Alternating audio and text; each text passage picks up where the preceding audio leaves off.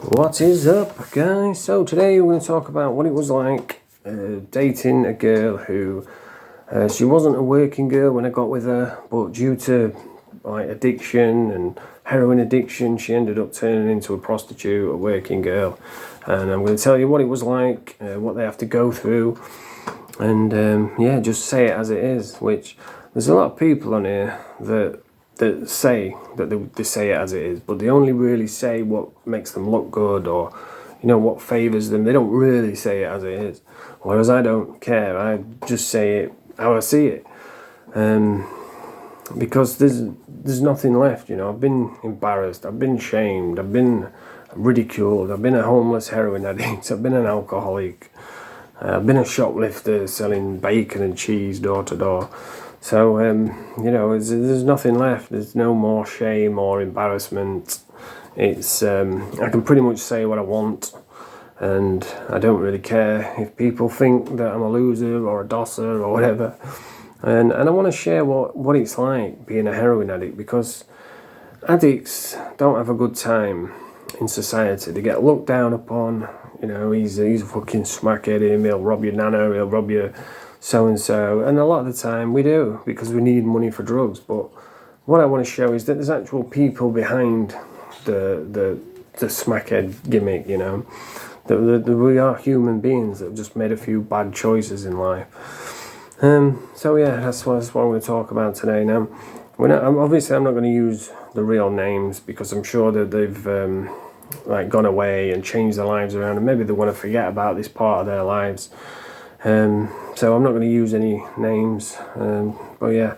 So I met this girl, and she was pretty young. She was about 18, 19, and I just got out of prison. I was around 24, 25, I don't know exactly. And I just got out of prison, I think it was when I was in Norwich, and I went to my cousin's house, which is a funny little story. When I was in Norwich, I was padded up with a kid called Geordie, and his girlfriend I used to go to school with.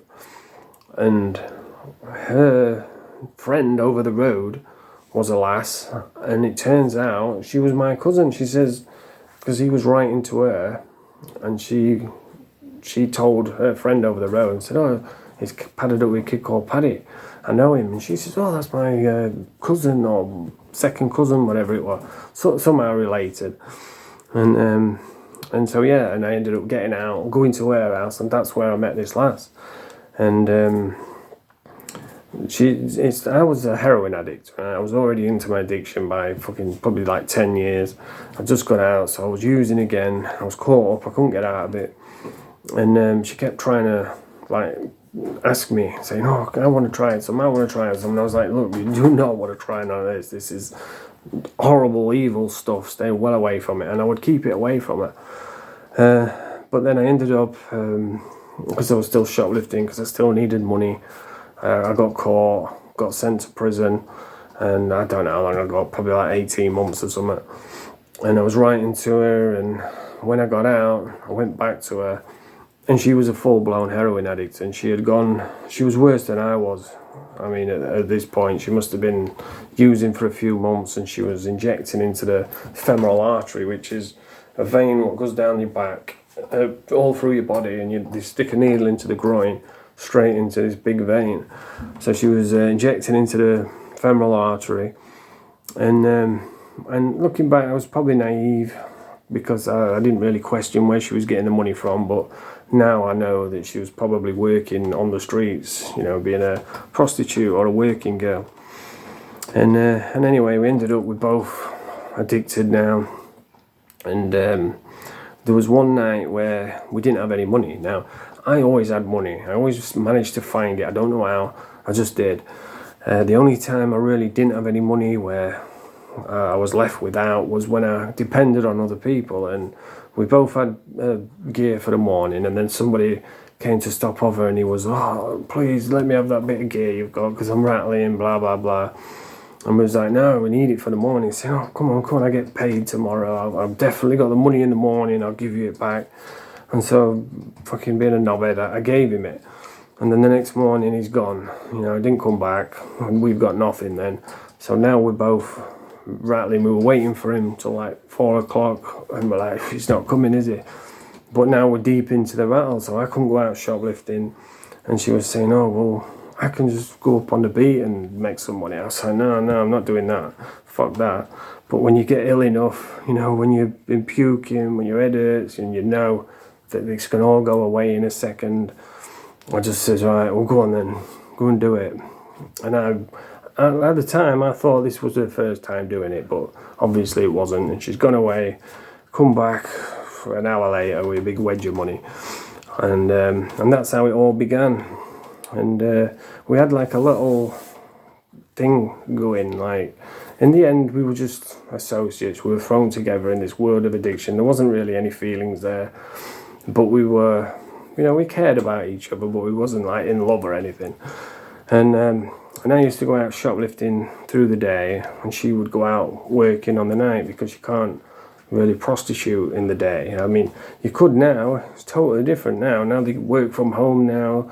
They can set up websites. They can advertise.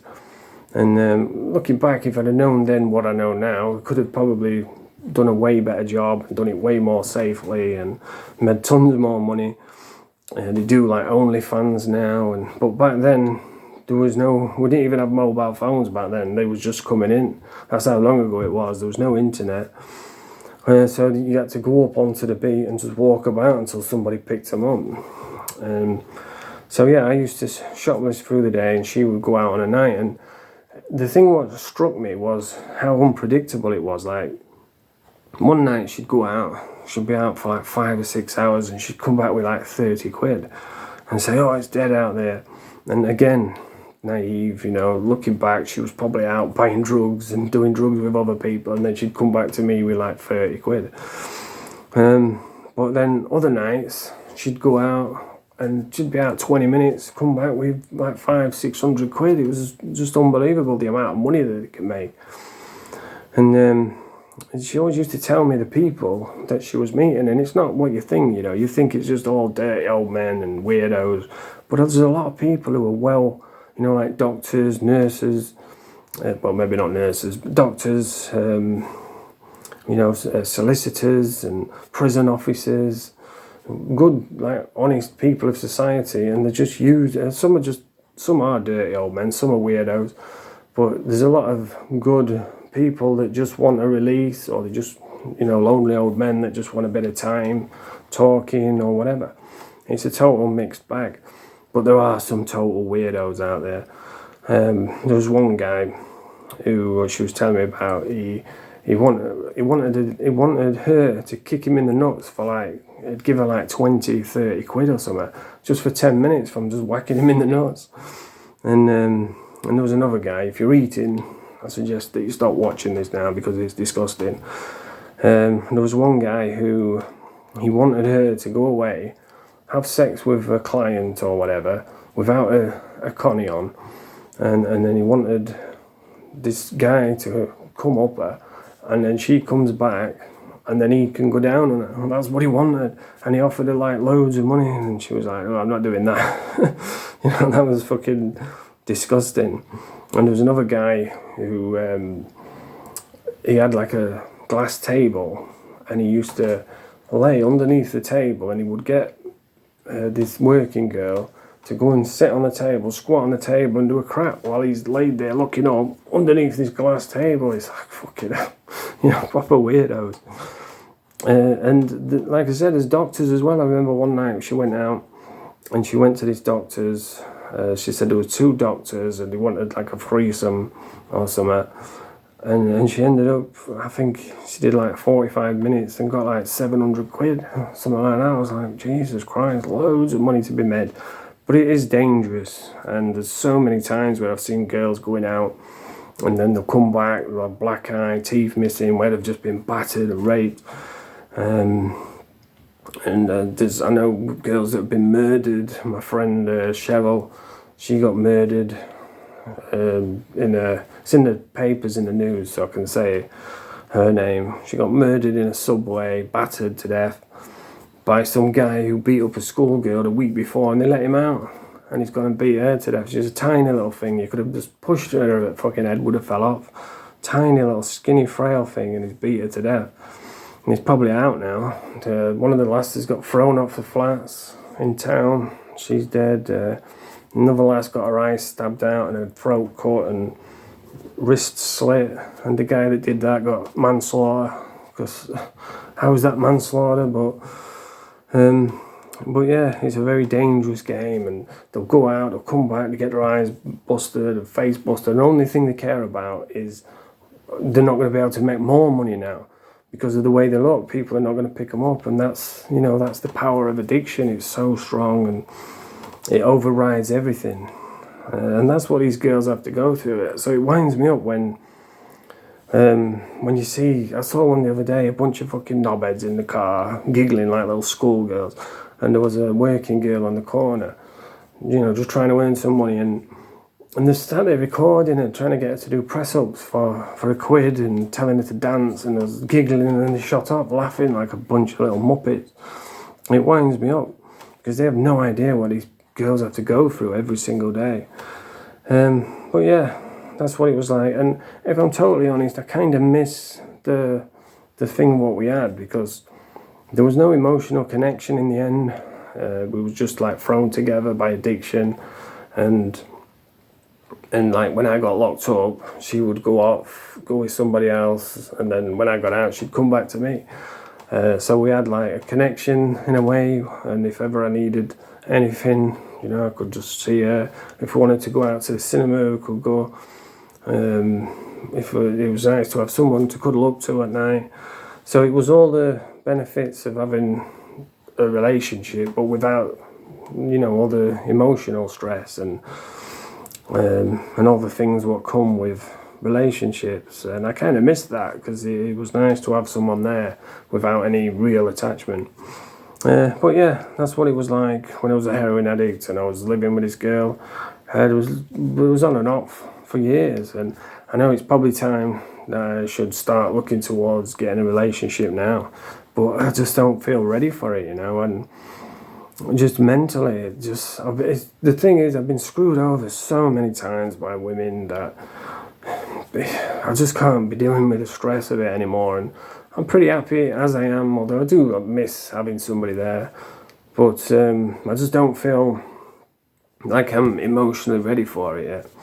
But it's, you know, that's the part of addiction. That's why I make these videos. It helps me to talk about it, and maybe someone can watch it and think to themselves, oh yeah, I go through that as well, you know. And that's just the basic things with addiction. You don't have all the other things like like all the shame and embarrassment and all the anxiety and depression. And see, when you get clean, there's so much more to it. There's all the mental problems, the knowing that I was that guy that was going door to door selling bacon, and knowing that I was that guy that did all this shoplifting, and, you know, all the shame that you bring on the family, and, you know, it's so hard to get through all that. And the best way is to talk about it. If you're thinking about doing a YouTube channel, then what I would say is just be honest. Just you know, don't try and lie and be a Johnny Big Spuds, because you're going to get found out. They always do. Just the best advice that I ever got about doing YouTube was, if you're real, people will watch. Just be real. But anyway, that's the video for today. If you like this video, that's what it's like living as an addict. And that's what it was like when I was. Oh, and another thing as well, I remember there's a girl now who's on YouTube. She's doing pretty well, and she's got a massive following. And I remember when the girl I was with at the time had a freeway with her in front of someone that she was telling me about. And I just think to myself, wow, you know, it's crazy how people change and how people develop, and that's the power of addiction. It makes good people do crazy things, and that's why I like to talk about it and show people that there's more to an addict than just a smackhead. You know, there's actually somebody behind that that label as a baghead. But anyway, that's the video for today. If you like this video, press the thumbs up, subscribe to the channel. Mange 2, YouTube, Mange 2.